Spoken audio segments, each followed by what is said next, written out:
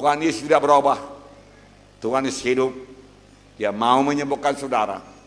Pada waktu Tuhan Yesus memperkenalkan dirinya kepada bangsa Israel, bangsa pilihannya, yang baru bebas dari perbudakan di Mesir, dia berkata, akulah Tuhan, akulah Jehovah Rafa, Tuhan yang menyembuhkan engkau. Dan selama 40 tahun mereka berjalan di padang belantara, tidak ada seorang pun yang lemah di antara mereka. Semuanya sehat, bahkan sol sepatu mereka juga tidak habis, saudaraku. Mujizat Tuhan berlaku atas mereka. Lebih daripada itu diberikan Tuhan manna dari sorga, saudaraku. Tidak berkurang, saudaraku. Di mana saja mereka berada. Saudaraku, Maria ketiga 6 berkata, aku Tuhan yang tidak berubah. Dalam perjanjian lama dia menyembuhkan penyakit. Dalam perjanjian baru apalagi. Kita melihat 75% pelayanan Tuhan selama dia di bumi ini adalah menyembuhkan penyakit. Kemana saja dia pergi dia menyembuhkan penyakit, saudaraku. Sampai sekarang Tuhan berkata, aku mau menyembuhkan engkau, Tuhan berkata. Malam ini terimalah kesembuhan saudara. Malam ini terimalah mujizat saudara. Tidak ada yang mustahil bagi saudara yang percaya. Mari semua kita berkata, tidak ada yang mustahil bagi saya yang percaya. Sekali lagi, tidak ada yang mustahil bagi saya yang percaya. Saya percaya Tuhan. Malam ini engkau mau menyembuhkan saya. Ya, saya ambil contoh dari Yohanes pasal 4, 46 sampai 53. Maka Yesus kembali lagi ke Kana di Galilea, di mana dia membuat air menjadi anggur. Dan di Kapernaum ada seorang pegawai istana, anaknya sedang sakit. Ketika ia mendengar bahwa Yesus telah datang dari Yudea ke Galilea, pergilah ia kepadanya lalu meminta supaya ia datang dan menyembuhkan anaknya, sebab anaknya itu hampir mati. Kata Yesus kepadanya, jika kamu tidak melihat tanda dan mujizat, kamu tidak percaya. Pegawai istana itu berkata kepadanya, Tuhan, datanglah sebelum anakku mati. Kata Yesus kepadanya, pergilah, anakmu hidup. Orang itu percaya akan perkataan yang dikatakan oleh Tuhan Yesus kepadanya. Lalu ia pergi. Ketika ia masih di tengah jalan, hamba-hambanya telah datang kepadanya dengan kabar bahwa anaknya hidup. Ia bertanya kepada mereka, pukul berapa anaknya itu mulai sembuh? Jawab mereka, kemarin siang pukul 1 demamnya hilang. Maka teringatlah ayat itu, bahwa pada saat itulah Yesus berkata kepadanya, anakmu hidup. Lalu ia percaya, ia dan seluruh keluarganya. Di sini kita melihat, saudaraku, Yesus kembali ke Kana di Galilea. Kita mengetahui di Kana di Galilea inilah mujizat Tuhan yang pertama, air menjadi anggur. Di Kapernaum yang jaraknya 40 km dari Kana, jauh itu. Pada waktu itu jauh, pada waktu sekarang boleh jadi tidak jauh, bisa ditempuh dengan mobil setengah jam, apalagi jalannya mulus, jalan beton. Tetapi pada waktu itu, saudaraku, hanya kuda yang ada dan kereta. Boleh jadi, saudaraku, pegawai istana ini, saudaraku yang anaknya sakit, saudaraku datang kepada Yesus naik kuda, memakan waktu 1 jam 2 jam, saudaraku. Saudara, dia datang kepada Yesus, Tuhan tolonglah, datanglah ke rumahku Tuhan, anakku hampir mati. Tuhan Yesus sebenarnya tidak menolak, Tuhan Yesus sangat mau menyembuhkan anak yang sakit itu. Tetapi dia mau meningkatkan iman mereka. Tuhan Yesus mau mengajarkan satu perkara yang sangat penting. Apakah itu, saudaraku? Saudaraku yang kasih dalam nama Tuhan Yesus berkata, kalau kamu tidak melihat mujizat, kamu tidak percaya. Dan dia berkata kepada pegawai istana itu, pergilah, anakmu sembuh. Dia bukan Yesus enggan ke rumahnya yang berjalan 40 km, tidak. Yesus mau, seperti saya katakan tadi. Tapi dia mau mengajarkan satu perkara. Untuk kesembuhan, tidak perlu tubuhnya hadir. Tidak perlu Yesus hadir secara tubuh. Cukup dia sampaikan firman-Nya. Tuhan Yesus mau menunjukkan bahwa firman-Nya itu berkuasa, saudaraku. Oleh sebab itu dia berkata, pergilah, anakmu sembuh. Orang itu percaya. Walau dia belum melihat tanda-tanda anaknya sembuh. Walau dia belum menerima berita anaknya sembuh, karena jaraknya 40 km, saudaraku. Pada waktu itu tidak ada telepon genggam tentunya, saudaraku, telepon biasa pun tidak ada. Tapi dia percaya, dia gembira, dia sukacita, dan dia pulang. Di tengah jalan hamba-hambanya datang dan berkata, anakmu sudah sembuh. Kapan sembuhnya? Dia katakan, kemarin siang kira-kira pukul 1. Lalu dia ingat itulah waktunya Tuhan Yesus mengucapkan, pergilah anakmu sembuh. Lalu dia percaya kepada Tuhan Yesus, saudaraku, percaya kepada firman Tuhan, saudaraku. Saudaraku yang kasih dalam nama Yesus, apakah pelajaran kepada kita, saudaraku? Saudaraku yang kasih dalam nama Yesus, untuk menerima kesembuhan, Yesus tidak perlu hadir secara tubuh. Firman-Nya berkuasa. Apa yang diucapkan Tuhan Yesus sama dengan kehadiran Tuhan Yesus sendiri. Dan apa yang diucapkan oleh Tuhan Yesus sudah begitu banyak dituliskan dalam Alkitab.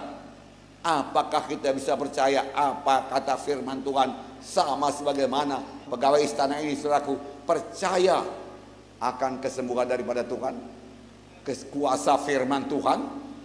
Tidak perlu Yesus hadir, saudaraku. Dia hanya berkata, ulanglah, jadilah kepadamu sama sebagaimana engkau percaya. Sekarang ini pun, saudaraku yang kasih dalam nama Yesus, mari percayai apa yang dikatakan firman Tuhan. Tidak perlu Tuhan hadir, apalagi memang Tuhan sudah di sorga. Dia tidak bisa hadir secara tubuh. Tapi firman-Nya di sini, apa yang diucapkan Tuhan Yesus tidak pernah lenyap dari muka bumi ini. Sekali diucapkannya tetap berlaku. Biarlah kita mengerti ucapan firman Tuhan sangat berkuasa. Bukankah dunia ini diciptakan, saudaraku, dengan perkataan Tuhan Yesus? Dia hanya berkata, jadilah terang, jadi terang. Jadilah cakrawala, jadilah langit, jadi semua. Jadilah matahari, bulan dan bintang, jadi. Jadilah laut, jadi. Jadilah ikan-ikan di laut, jadi. Dia tidak perlu membentuknya, saudaraku. Dan dia tidak perlu bahan-bahan untuk itu. Firman Tuhan punya kuasa untuk menciptakan. Apa yang tidak ada menjadi ada.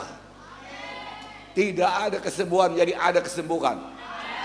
Tidak ada kampunan dosa menjadi ada kampunan dosa. Malam ini sediakan Tuhan bagi saudara. Saudara, firman Tuhan lebih berkuasa daripada panca indera kita. Saudara sakit, boleh jadi saudaraku semua panca indera. Saudara, ada berapa panca indera? 5 panca indera. Mengatakan saudara itu sakit.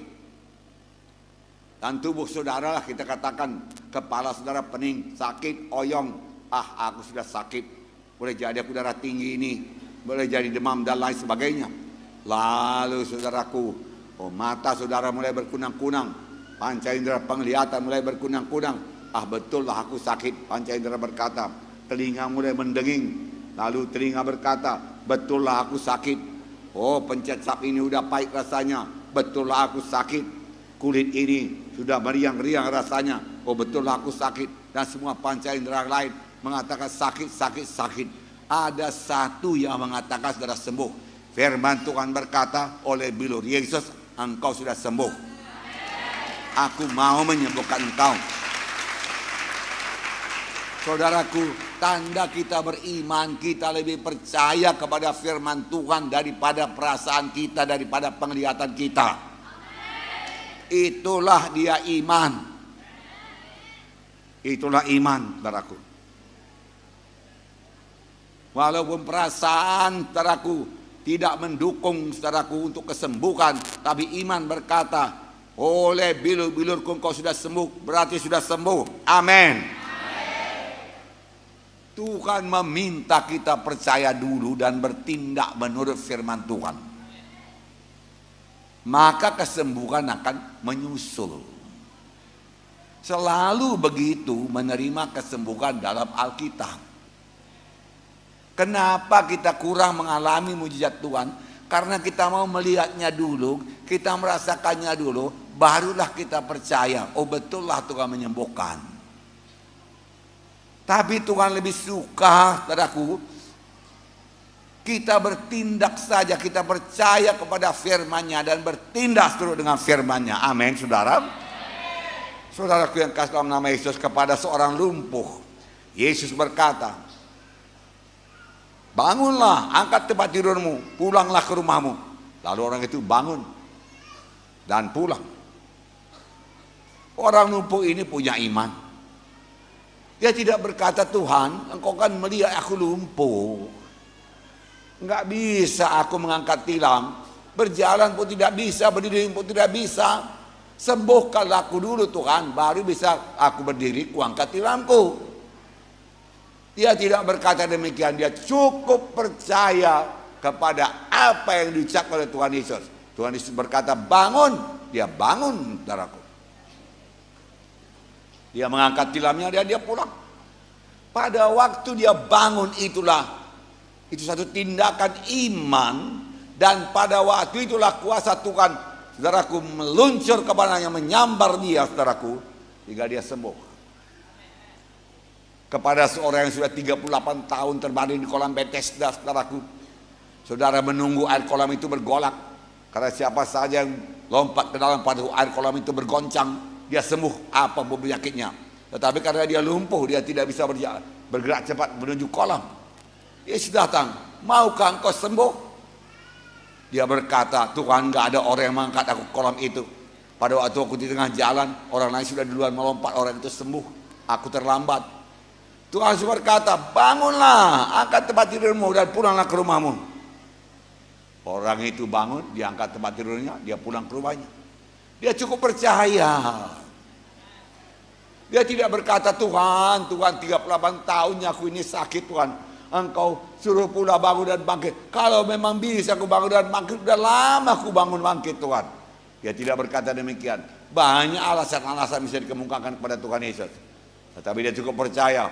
Oke, aku percaya firman Tuhan, ya dan amin. Saudaraku yang kasih dalam nama Yesus, demikian juga pada malam ini setelah bertindak, Tuhan sudah berkata demikian, aku sembuh. Amin, saudaraku. Untuk menerima kesembuhan, sangatlah penting kepada mereka yang datang kepada Tuhan segera percaya dan bertindak.